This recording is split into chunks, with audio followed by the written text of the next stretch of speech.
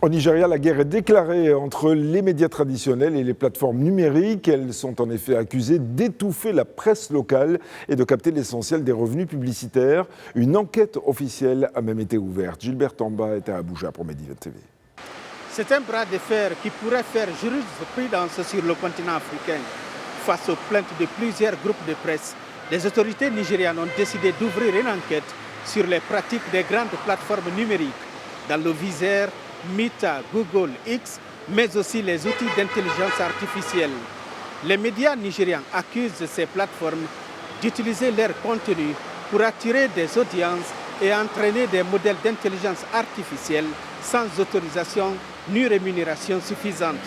Pourquoi cette offensive maintenant? Parce que les médias traditionnels voient leurs revenus publicitaires s'éroder, tandis que les plateformes numériques concentrent une part croissante de l'attention et des recettes. Avec l'essor de l'intelligence artificielle générative, la question de l'utilisation des contenus journalistiques devient encore plus sensible. Les autorités nigérianes veulent donc déterminer si ces pratiques respectent les règles de concurrence et les droits des éditeurs. Si les abus sont contestés, les plateformes pourraient être contraintes de revoir leurs accords avec les médias, voire de verser une compensation. Cette affaire est suivie de près car elle pourrait inspirer d'autres pays africains confrontés aux mêmes défis. Comment protéger leur écosystème médiatique sans freiner l'innovation numérique? C'est tout l'enjeu de ce débat. Gilbert Tamba, Média TV, Abuja, Nigeria. Le Sénégal et la Gambie accentuent leur coopération en matière de télécommunications. Les deux pays ont en effet signé un protocole d'accord, notamment pour coordonner les fréquences radioélectriques. Régis Moukila est à Dakar pour Média TV. Ici, au Sénégal, le numérique rapproche un peu plus le Sénégal et la Gambie.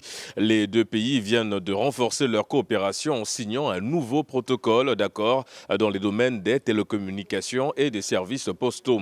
L'objectif est de mieux coordonner la régulation des fréquences, d'améliorer la qualité des services et de consolider le dispositif de free roaming qui permet aux voyageurs de communiquer à moindre coût de part et d'autre de la frontière.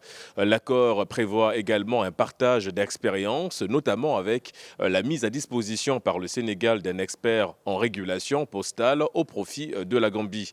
Dans un contexte où l'usage du numérique explose, dans la sous-région, cette coopération vise aussi à sécuriser les réseaux, réduire les interférences aux frontières et accompagner les opérateurs télécoms dans un marché de plus en plus intégré.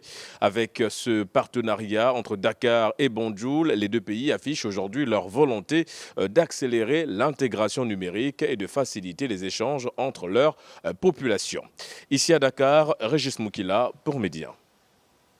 Au Gabon, le gouvernement a décidé de revoir à la baisse les tarifs pratiqués par les opérateurs privés de distribution d'eau, mesure qui s'inscrit dans le cadre de l'état d'urgence hydrique décrété par les autorités pour atténuer les difficultés rencontrées par les populations. Daniela Eyem est à Libreville pour Média TV. Ici à Libreville, le gouvernement vient d'annoncer le réajustement à la baisse du tarif des cuves d'eau livrées par les opérateurs privés.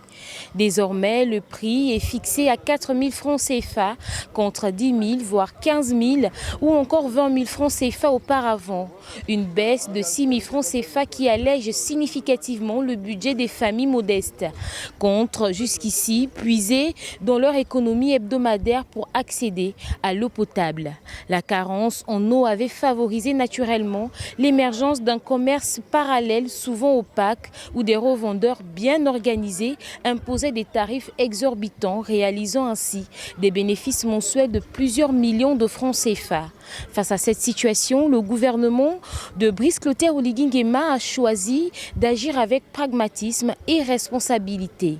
Cette baisse substantielle adoptée dans le cadre de l'état d'urgence hydrique témoigne ainsi de l'écoute et de la réactivité du gouvernement face aux préoccupations quotidiennes des Gabonais. On peut également noter que loin d'être une simple mesure technique, elle incarne une volonté politique claire qui est de soulager les ménages et de réguler un secteur vital et restaurer la confiance dans l'action publique. Ici à Libreville, pour le compte de Medi 1 TV, Daniela Eyoub.